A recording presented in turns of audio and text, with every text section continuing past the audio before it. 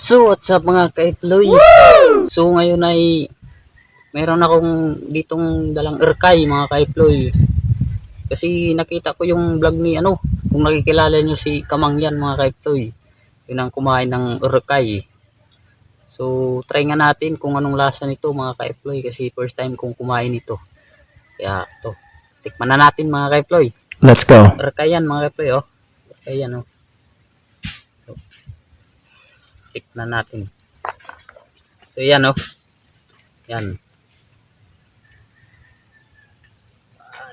2, 3. Ano to? Tangina.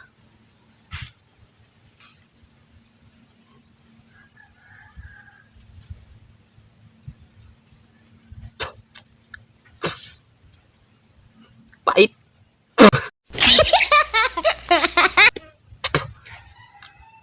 Ba't ganyan? Pait. Nakaka-Eploy mapait.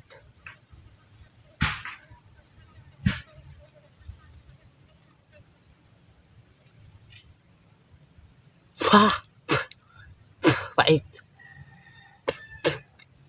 Itong lasa.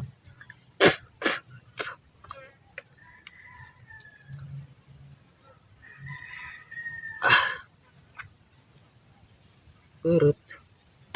Mga Eploy mapait yung lasa niya.